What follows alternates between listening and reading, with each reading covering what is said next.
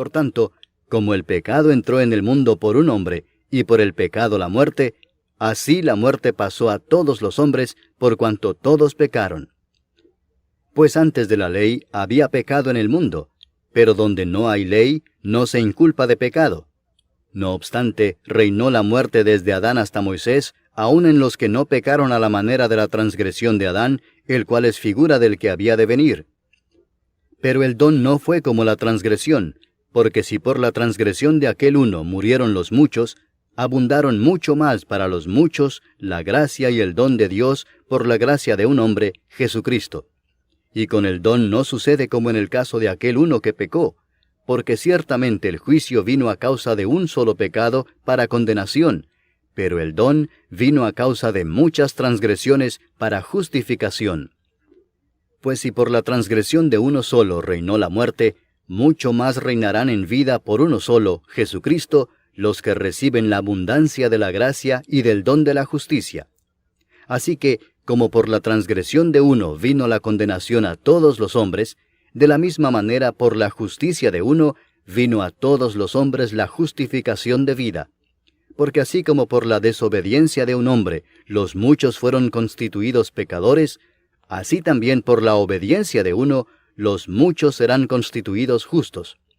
Pero la ley se introdujo para que el pecado abundase, mas cuando el pecado abundó, sobreabundó la gracia, para que así como el pecado reinó para muerte, así también la gracia reine por la justicia para vida eterna mediante Jesucristo, Señor nuestro.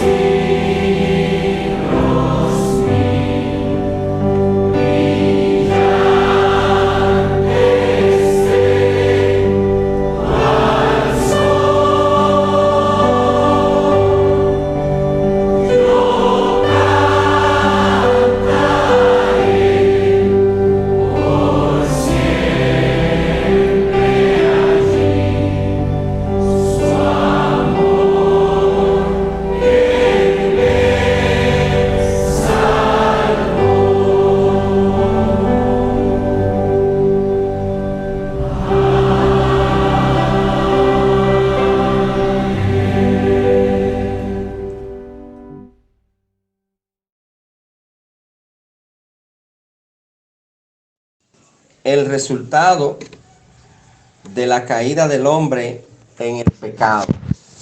¿Qué pasó? El hombre, mis hermanos, trata de vivir con otros propósitos después que cayó en pecado. Estoy hablando desde Adán y Eva.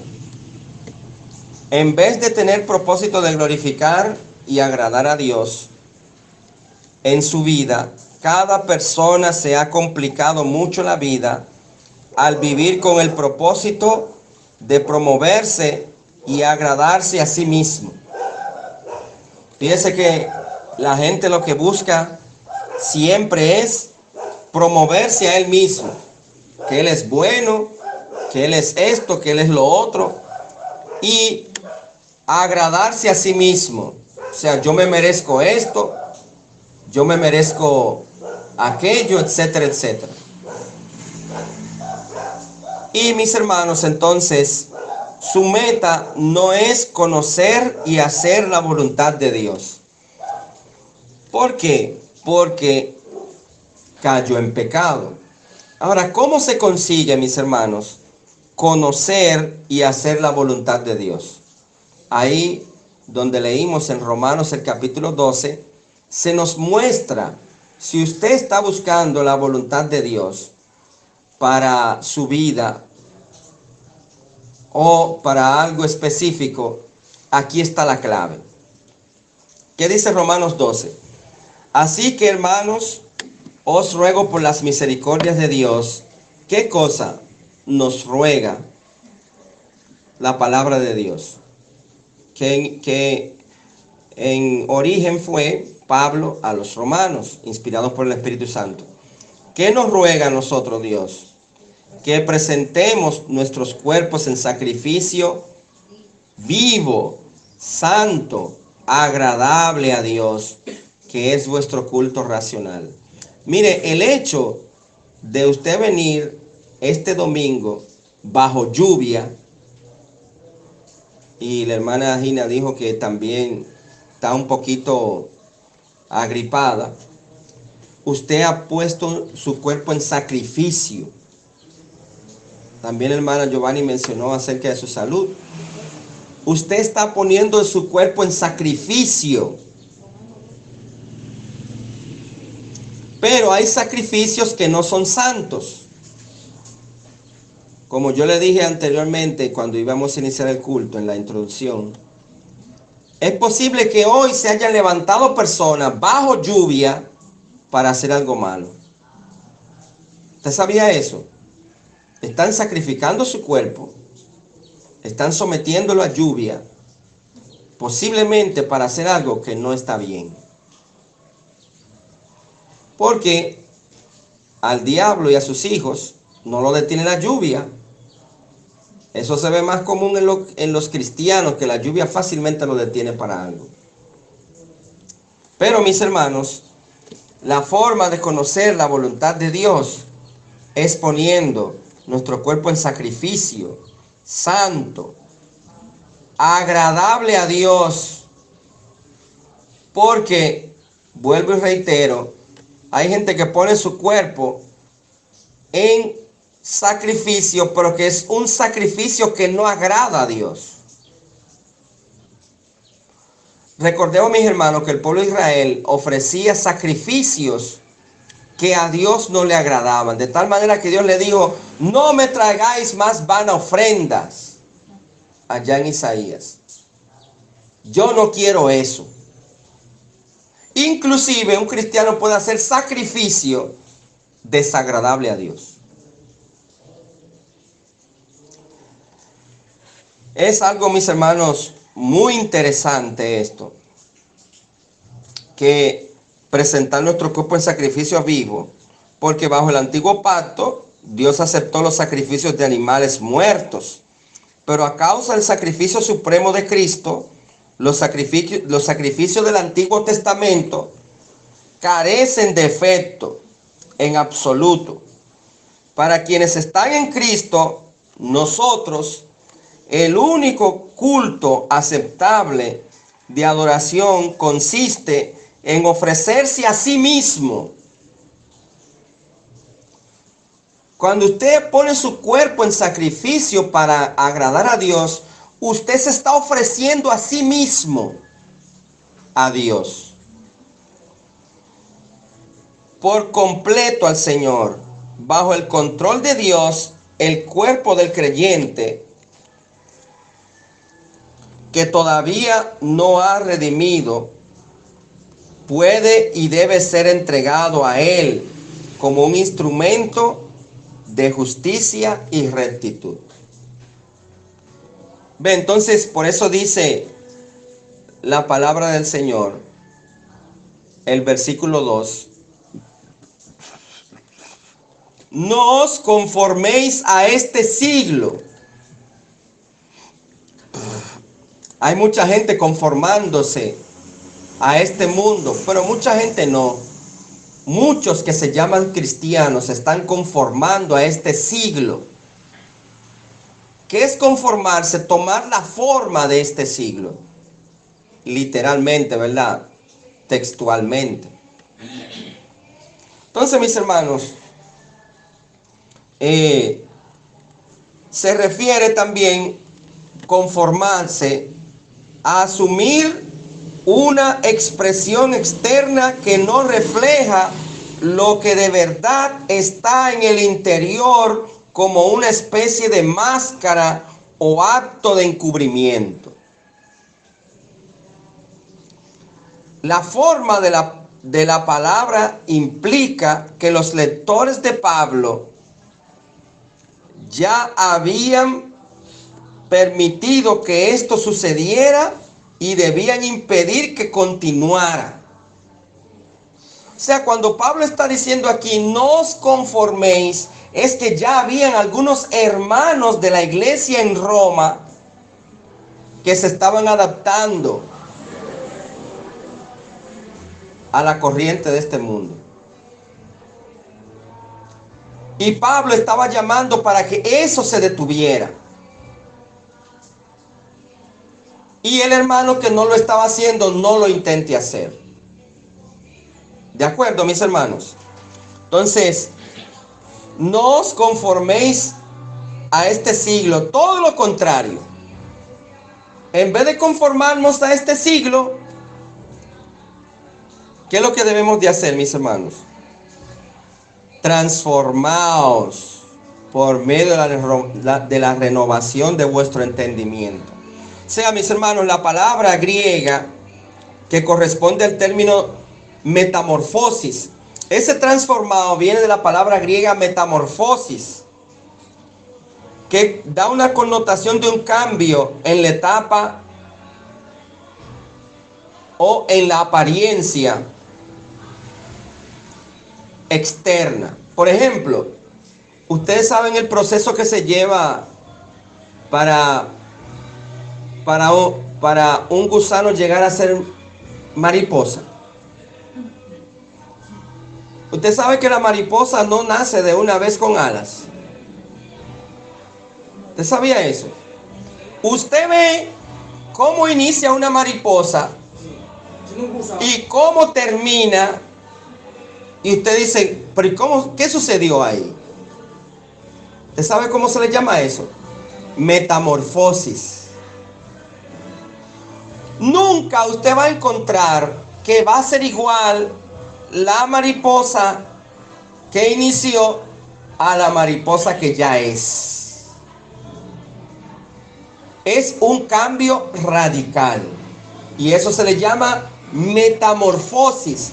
¿Qué significa eso, mis hermanos? Que cuando habla aquí que uno no se debe conformar a este siglo, sino transformarse, lo que Dios está diciendo es, originalmente es, transfórmense, a que haya una metamorfosis en ustedes.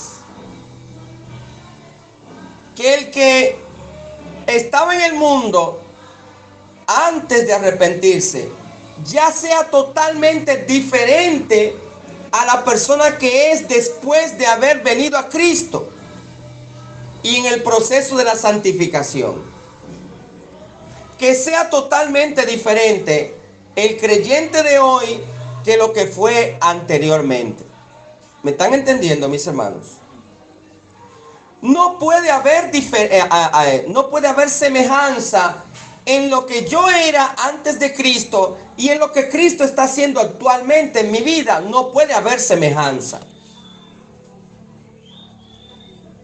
No puede ser igual. Y hay gente que viene a Cristo Jesús y quieren ser iguales que como era en el mundo, trayendo las prácticas que hacía en el mundo. No hay transformación entonces. No ha habido una metamorfosis. Y eso sucede mucho en las gentes que antes, principalmente los artistas, que antes cantaban en el mundo y ahora van a cantar para el Señor.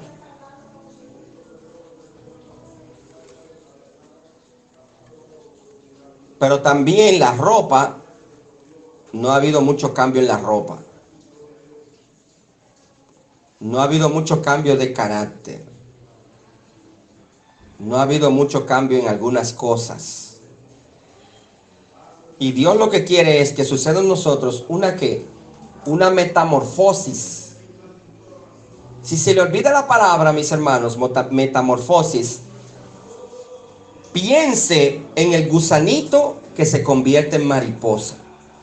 Qué linda, ¿verdad? Es la mariposa, ¿verdad? Con todos sus colores, volando a través del viento, ¿verdad que sí? Qué linda se ve. ¿A cuál usted prefiere, la mariposa gusano o la mariposa que anda volando? La mariposa que anda volando. Entonces, ¿cuál se ve mejor, la mariposa gusano o la mariposa que anda volando? La mariposa que anda volando se ve mejor, bien delicadita.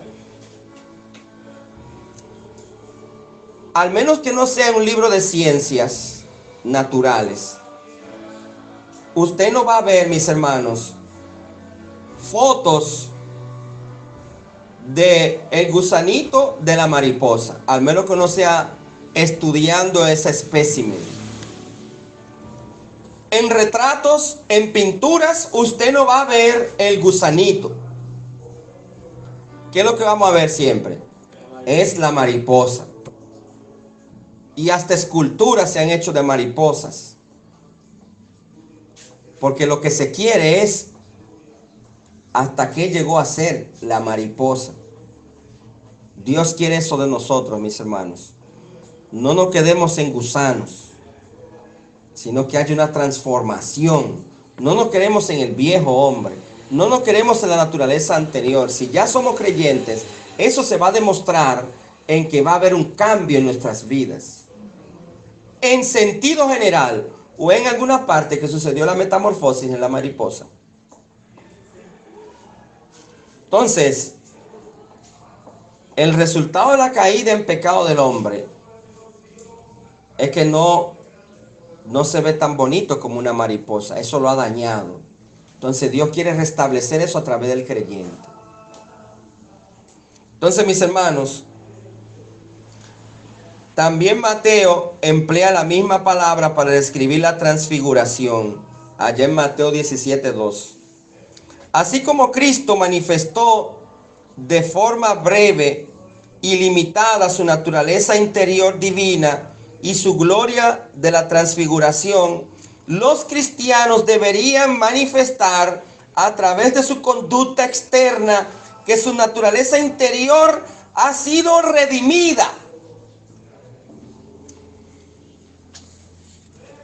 ¿De dónde se va a demostrar lo que somos interiormente? ¿Dónde se refleja lo que somos interiormente, mis hermanos? En lo externo. Hasta inclusive dice la palabra del Señor, dice Jesús, de la abundancia del corazón, ¿qué dice? Habla la boca.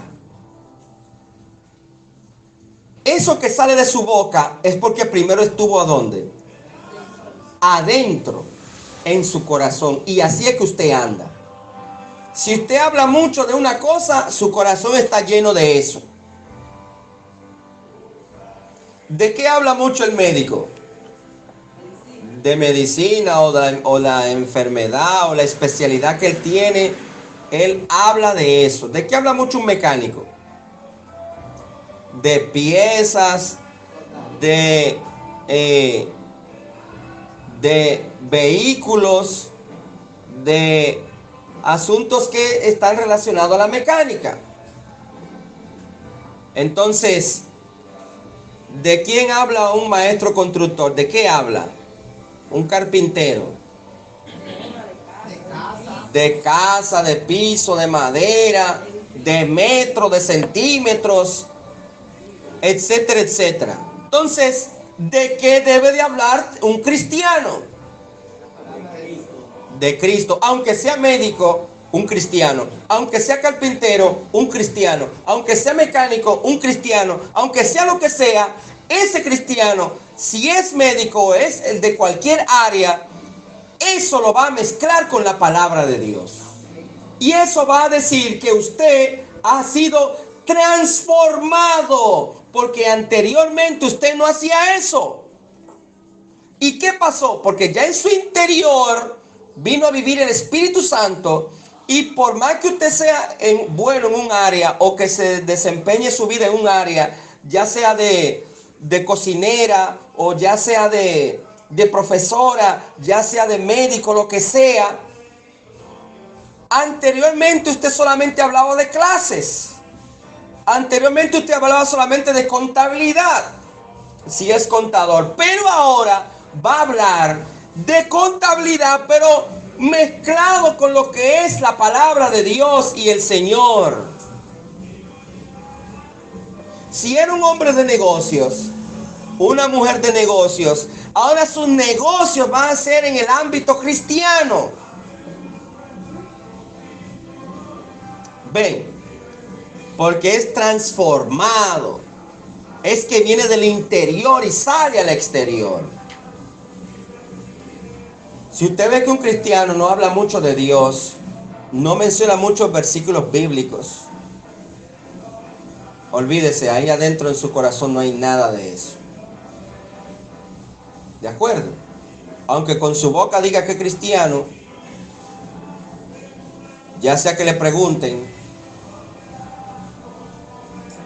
pero si no vive su vida, su práctica diaria,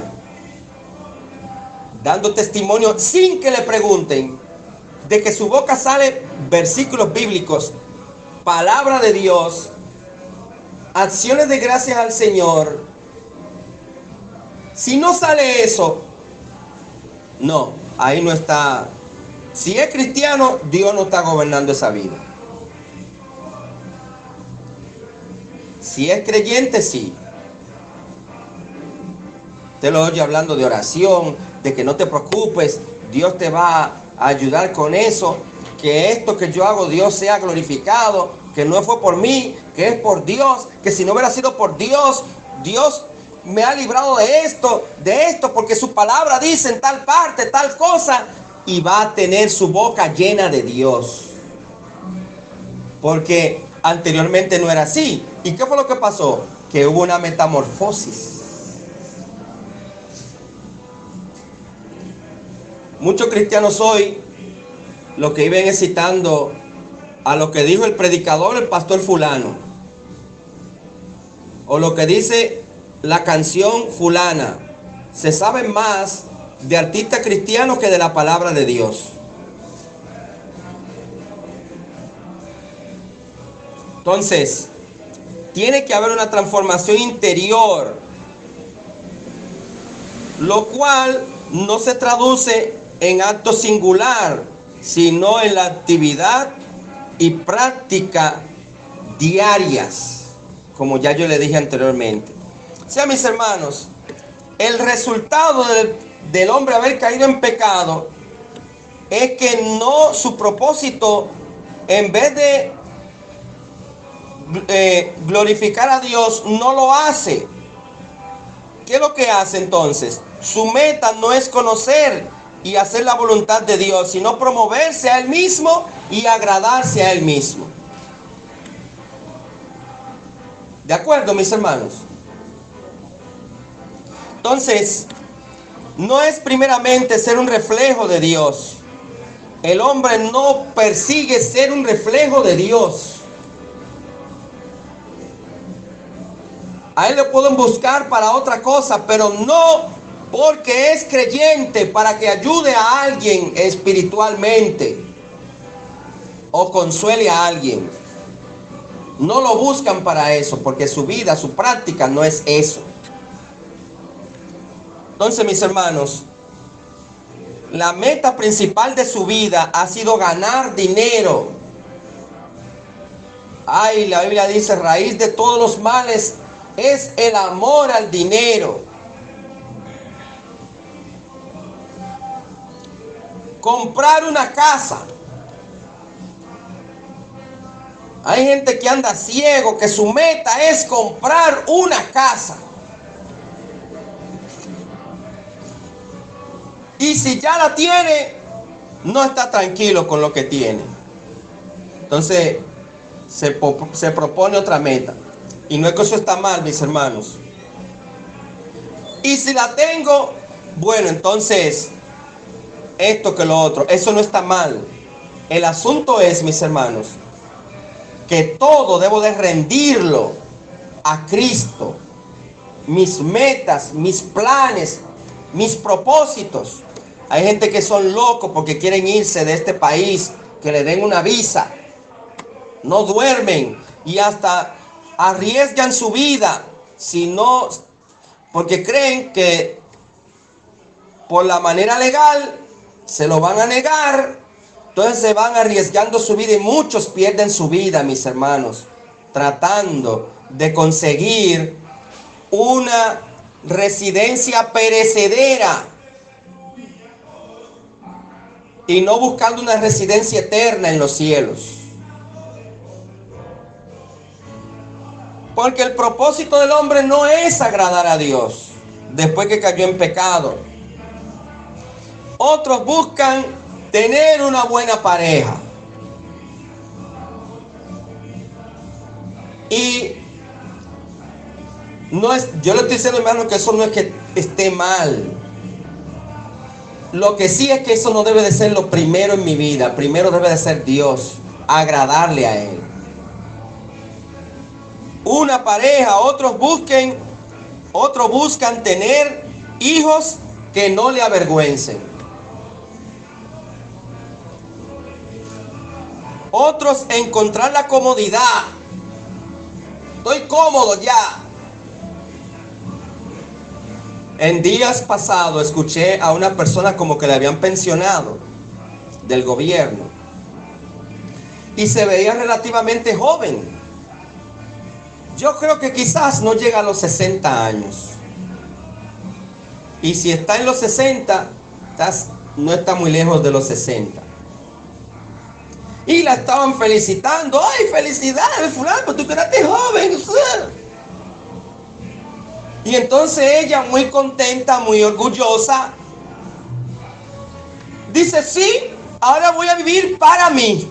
Es para mí que voy a vivir. Ahí hay Dios en ese corazón. Ahí está agradar a Dios en ese corazón. Ahí está el promover la gracia de Dios en ese corazón. Ahí está buscar la voluntad de Dios en lugar de la mía. Que Dios le dé vida y salud a esa señora. Pero eso se parece mucho, mis hermanos, a la parábola del hombre rico, que su heredad había producido mucho. Y que él decía, mis hermanos, ¿qué haré? ¿Qué haré? Esto haré. Derribaré mis graneros y los edificaré mayores. Y diré a mi alma, alma, muchos bienes tienes para muchos días. Come, bebe, regocíjate.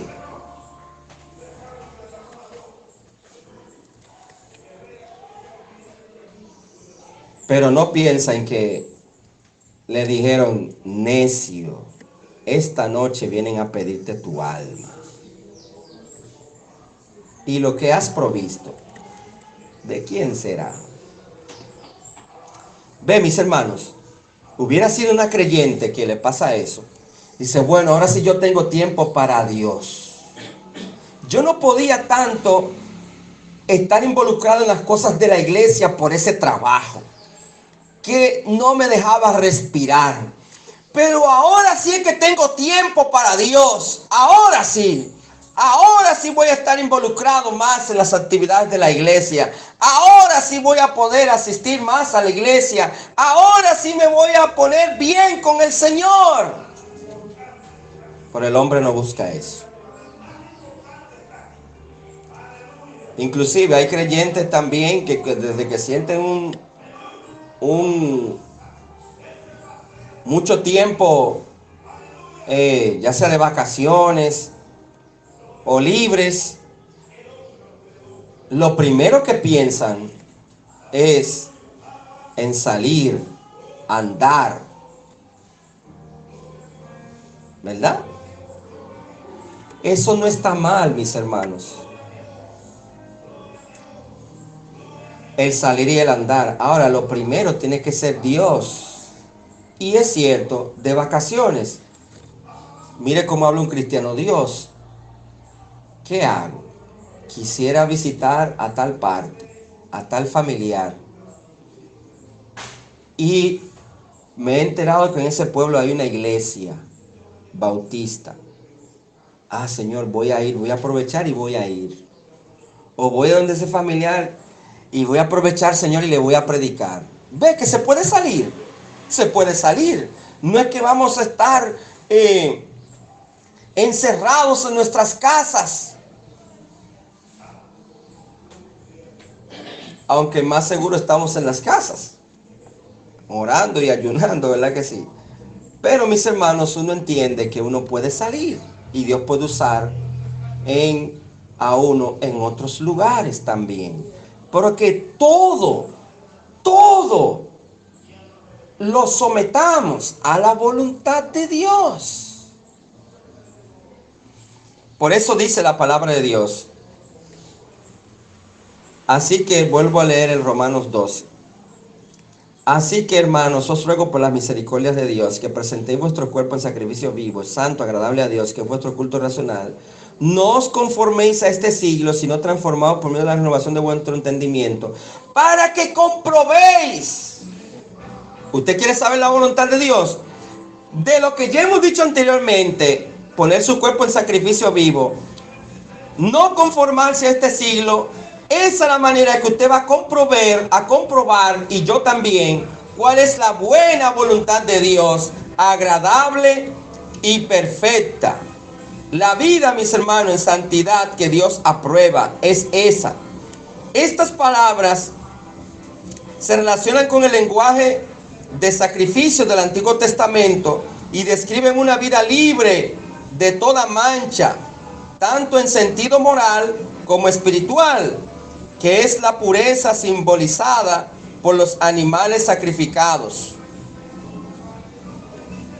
Entonces, mis hermanos, la gente busca comodidad, la diversión, el placer.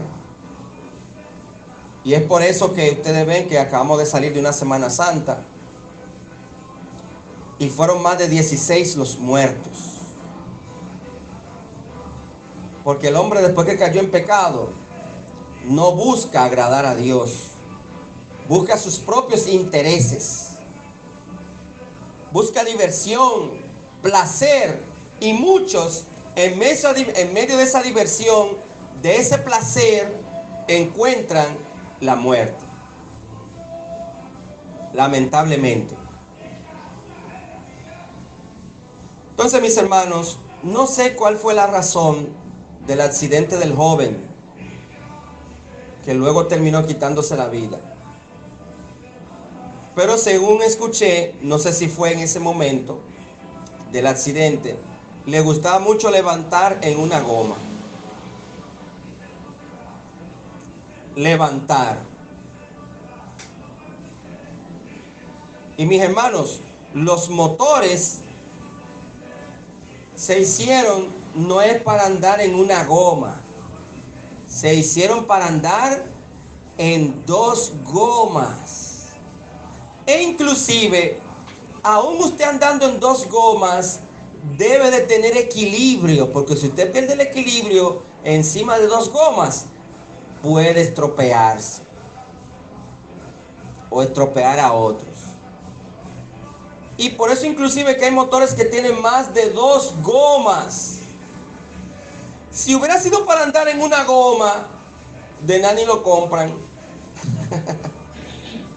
Pero muchos jóvenes creen que el motor es para andar en una goma y no, es para andar en 2. Si lo hubieran vendido de una goma, no lo compran. Entonces, mis hermanos, ¿qué dice Romanos 6:20? Porque es que el hombre está buscando diversión, placer, cualquier otra cosa, menos dar que gloria a Dios. ¿Qué dice Romanos 6:20? Que fue donde tuvimos la lectura devocional. ¿Qué dice? Romanos 6:20. Cuando erais esclavos del pecado, erais libres acerca de la justicia. Pero ¿qué fruto teníais de aquellas cosas de las cuales ahora os avergonzáis? Porque el fin de ellas es muerte. Mire lo que acabó de leer Janel. Porque cuando erais esclavos del pecado, el creyente, mis hermanos, no puede andar así, ya hay una transformación. Es que Cristo nos libertó del pecado. Ahora, el que está esclavizado en el pecado es que anda en esas cosas que yo le dije anteriormente. Pero ya nosotros no podemos andar así porque ya nosotros no somos esclavos del pecado.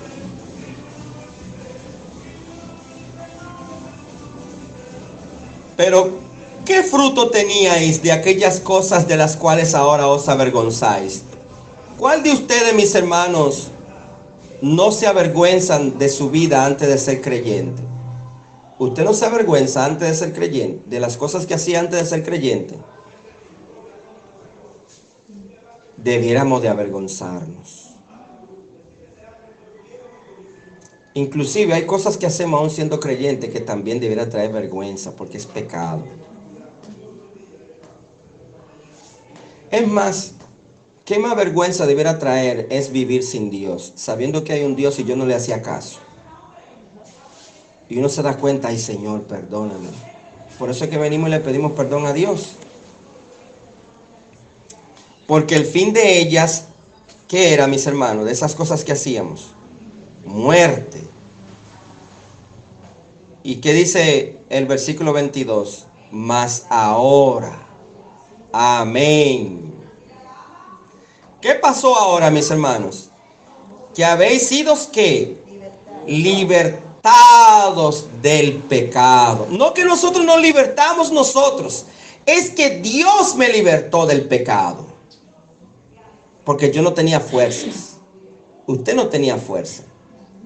¿Y qué es pecado? Todo lo que yo hacía que a Dios no le agradaba. Transgresión, violación a la ley de Dios. Ya que soy libertado del pecado y hecho siervos de Dios. ¿Cuánto dan gracias a Dios por ser siervo de Él? Amén. ¿Usted sabe lo que hace un siervo? Lo que su amo le manda, no lo que él quiera. Por eso es que yo le dije anteriormente que el que sea carpintero, el que sea médico, el que sea cocinero, el que trabaje hasta en una casa de familia, el que sea lo que sea, debe rendirlo al Señor. Y eso que yo hago es para la gloria de Dios. Entonces, mis hermanos, dice la palabra de Dios, sigue diciendo: libertado del pecado, vinimos a ser siervos de Dios. Tenéis por vuestro fruto la santificación. ¿Qué es lo que debe de prevalecer en mi vida, mis hermanos? Entonces, santificación. ¿Usted sabe qué es santificación? Apartarme cada vez más del pecado. Seguir creciendo en la obra de Dios, que seguir creciendo en mi vida espiritual. Eso significa ser un mejor creyente. Si yo era un creyente mediocre ayer, hoy ya debo de terminar con eso y seguir avanzando en el nombre de Jesús. Y como fin, ¿qué es? La vida eterna. No es que la vamos a obtener, es que ya la tenemos, mis hermanos. El beneficio de ser siervo de Dios es la santificación, cuyo resultado final es la vida eterna. Entonces, mis hermanos, y ahí dice el 23, ¿qué cosa? La paga del pecado, ¿qué es? La muerte. Por eso es que el ser humano muere, por causa del pecado. Y lo más triste es que algunos mueren en pecado, cuando hay vida. Porque dice, mas la dádiva de Dios, el regalo de Dios, es vida eterna en Cristo Jesús, Señor nuestro. Pero ¿qué también dice Efesios 4, 17 al 20? Que es un verso muy conocido por nosotros, un texto. Efesios 4, simplemente lo voy a leer porque es muy conocido por nosotros. Esto pues digo y requiero en el Señor. Efesios 4, 17 en adelante. Esto pues digo y requiero en el Señor. Lo que Dios quiere de nosotros. ¿Qué cosa? Que ya no andéis como los otros gentiles o las otras personas que no son creyentes, que andan en la vanidad de su mente. Tienen su mente llena de vanidad, teniendo el entendimiento entenebrecido, o sea, oscuro, ajenos de la vida de Dios. O sea, no le importa lo que Dios opine de lo que ellos hagan con su vida, porque ellos son de su vida. Mi vida es mía y nadie se meta conmigo. Ajenos de la vida de Dios. ¿Por qué sucede eso? Por la ignorancia que en ellos hay, por la dureza de su corazón. Porque no es que ellos no saben que hay Dios, no es que no se le ha predicado, es que no quieren seguir a Dios, son rebeldes. Ellos saben que hay un Dios, pero no quieren seguir a Dios. Como veíamos que habiendo conocido a Dios no le glorificaron como a Dios en el mensaje anterior que tuvimos de este punto. Los cuales, después que perdieron toda sensibilidad, ¿qué pasó? Se entregaron a la lascivia, o sea, desenmoredado de la carne, para cometer con avidez toda clase de impureza. Ahora, ¿qué dice el 20? Mis hermanos, porque ya hemos sido transformados. Ya no somos esclavos del pecado. Que esa es una de las razones por las que el hombre, de las consecuencias de que el hombre cayó en pecado. Por eso es que hace todas las cosas que hemos dicho. Sin embargo, más vosotros no habéis aprendido a Cristo. Si así a Cristo, si en verdad le habéis oído y habéis sido por él enseñado conforme a la verdad que está en Jesús. Si yo de verdad soy cristiano, debo de buscar glorificar a Dios en mi vida. Ahora, mis hermanos,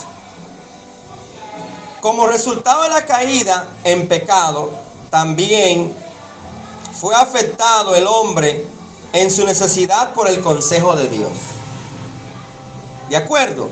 Como resultado de su caída en pecado, fue afectado el hombre también en su necesidad por el consejo de Dios. Desde su elección del consejo equivocado en el huerto, Adán y Eva entraron a una vida mucho más complicada, con muchos problemas y consecuencias, porque rechazaron el buen consejo. Mis hermanos, miren, siempre a nosotros se nos acercan para darnos consejos, ya sea de esto, de aquello, que tú deberías hacer esto, deberías hacer lo otro. Sin embargo, el consejo que debemos de poner atención es al consejo de Dios, directamente de su palabra. O si alguien viene a hablarme de Dios basado en su palabra, o aconsejarme basado en su palabra, hay que poner atención a eso.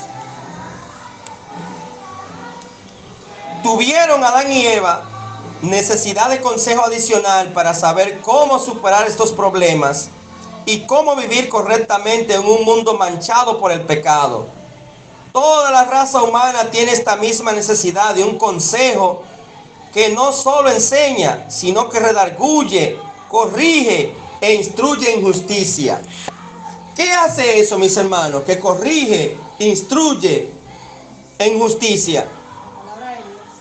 La palabra de Dios. ¿Y dónde nos dice eso? En 2 Timoteo 3:16. Vamos a ir allá. Segunda carta a Timoteo, capítulo 3, el verso 16. ¿Qué dice la palabra de Dios allí en 2 Timoteo 3, 16? Toda la escritura es inspirada por Dios. O sea, la Biblia. ¿Y para qué sirve la Biblia? Y útil para enseñar, para redarguir, para corregir, para instruir en justicia. ¿Con qué propósito? A fin de que el hombre de Dios sea como perfecto. ¿Qué significa perfecto? ¿Que no cometa errores?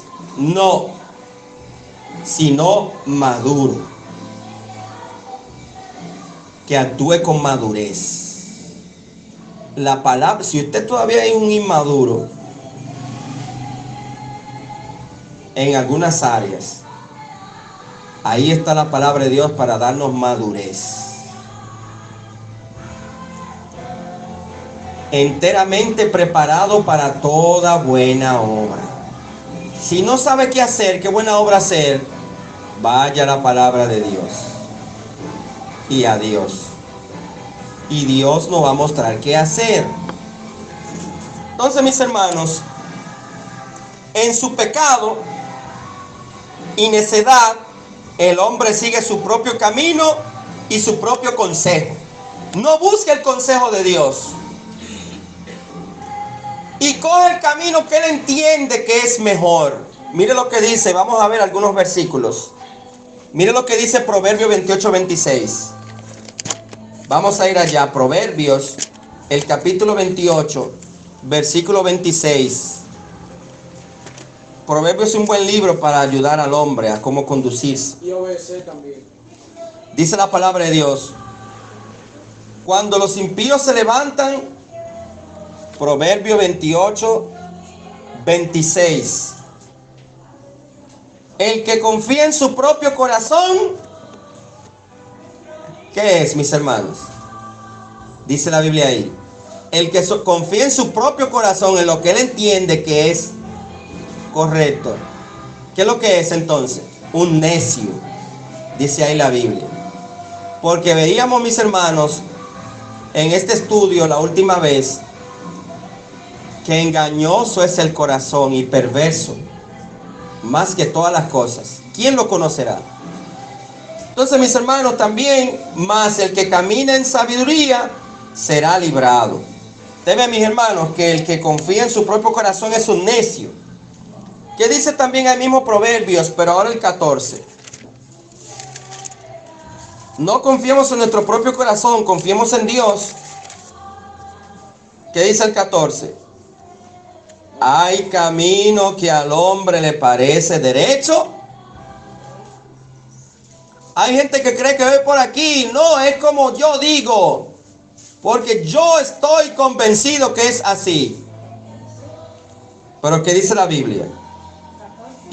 14, 12. Hay caminos que al hombre le parece derecho, pero su fin, ¿qué es? Camino de muerte. Camino de muerte, donde hay muerte, fracasos.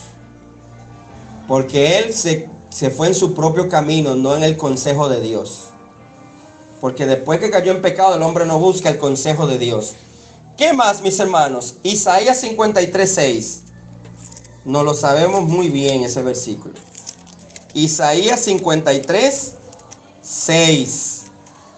¿Qué nos dice allí la Biblia, mis hermanos? Dice allí la palabra del Señor: todos. Se quedó uno. Dice aquí todos. Nosotros. ¿Qué pasó con todos nosotros? Nos descarriamos como ovejas. ¿Hubo uno que se salvó? ¿Que no se descarrió? No, es todos. por cuanto todos pecaron. Todos nosotros nos descarriamos como ovejas. Cada cual se apartó por donde, mis hermanos, por su camino, no por el camino de Dios. Porque hay camino que al hombre le parece derecho. Pero no, cada quien escoge lo que le da su voluntad. Después que el hombre cayó en pecado, no busca a Dios. Por eso es que nosotros estamos libertados del pecado. No debemos de buscar nuestra propia voluntad, sino el camino de Dios. Que realmente ya estamos en el camino del Señor. Cada cual se apartó por su camino, mas Jehová cargó en él el pecado de todos nosotros. ¿Y qué más, mis hermanos? ¿Qué dice Mateo 9:36? Mateo 9:36. Dice la palabra del Señor. Mire cuando Jesús andaba aquí sobre esta tierra. Mire lo que le pasó. Y al ver las multitudes, ¿qué dijo? Tuvo compasión de ellas. O sea, se condolió. ¿Y por qué se condolió, mis hermanos? Dice, porque estaban desamparadas y ¿cómo? Y dispersas como ovejas que no tienen pastor. Mis hermanos, a Jesús le dolió, tuvo compasión. Aquí la humanidad de Cristo permite la expresión de su actitud hacia los pecadores en términos de sentimientos humanos. Él tuvo compasión porque Jesús era 100% hombre y 100% Dios. Si usted tiene compasión de algo o de alguien, bueno, pues Jesús también. Porque si usted es humano, Jesús también fue humano, aunque no dejó de ser Dios. Considerando que Dios, quien es inmutable, no está sujeto a las bajas y subidas de los cambios emocionales, no es que Jesús, cuando era humano, a veces se airaba y a veces estaba contento, a veces estaba gozándose, a veces estaba extrayéndose la risa, pero en cualquier momento le podía usted dar un boche. No, Jesús no tenía esos cambios humanos. Cristo, quien fue completamente humano, con todas las características de la humanidad, derramó en algunas ocasiones lágrimas por la condición de los pecadores. Dios mismo expresó compasión similar por medio de los profetas allá en el Antiguo Testamento. Entonces, mis hermanos, ¿qué dice? ¿Qué pasa con el hombre? Sigue cualquier otro camino menos el correcto. Y es por eso que tenemos que andar por las calles predicando, mostrándole el camino correcto ¿a quién? Al hombre. Mis hermanos, ¿cuánto el hombre necesita saber el camino correcto? ¿Y usted sabe qué es lo que pasa? A veces se burlan de nosotros, o nos sacan los pies, o quieren vernos como unos tonticos. Ay, esos pobres evangélicos, los pobrecitos. Míralos, no tienen los pies en la tierra. Claro, porque nuestra mirada está puesta en el Señor, no en este mundo. Entonces, mis hermanos, todos los cuales son parte del camino ancho hacia la perdición. ¿Qué dice la palabra del Señor allá en Mateo 7:13? ¿Qué pasa con el camino del hombre? Dice la palabra del Señor. Jesús mismo está hablando aquí. Entrad por la puerta estrecha. ¿Cuántos hay aquí, mis hermanos? Aquí hay una cantidad de hermanos. Pero ¿cuánto hay en el mundo? ¿Cuánto hay quizás en una esquina escuchando una música estridente o bebiendo? ¿O cuántos no van, tienen planificado ir para el parque a beber? ¿Dónde hay más? ¿Aquí o en esos lugares que ellos llaman de diversión? Yo no sé qué diversión es de perdición. Pero como ellos no conocen a Cristo, le llaman de diversión. Ellos creen que se están divirtiendo, pero es pervirtiéndose. Bueno, mis hermanos, hay más en aquel lugar. Entonces, ¿qué hemos decidido nosotros? Dejar ese camino ancho y entrar por la puerta estrecha, porque ancha es la puerta y espacioso el camino que lleva a la perdición. Ahí caben muchos. Y muchos son los que la evitan. No, dice ahí, muchos son los que entran por ella, por esa puerta ancha. Entonces, mis hermanos, hay camino que al hombre le parece derecho, pero su fin es muerte.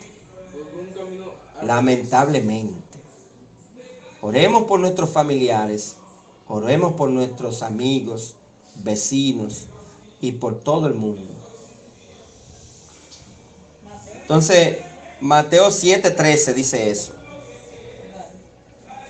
Tanto la puerta estrecha, mis hermanos, como la ancha se ofrecen con vías para llegar al reino de Dios. La humanidad debe elegir entre estas dos vías. Yo diría que ya está en una, y en la puerta ancha, lo que tiene que cambiar. La puerta estrecha es la fe, únicamente en Cristo, constreñida y precisa. Esta representa la verdadera salvación según lo dispuesto por Dios, que conduce a la vida eterna. La puerta ancha, mis hermanos, representa a todas las religiones, porque también hay religiones que se van por la puerta ancha.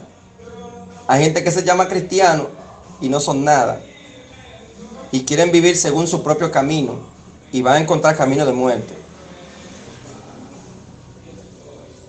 Ellos hacen obras de autojustificación sin una única vía, pero conduce al infierno, no al cielo.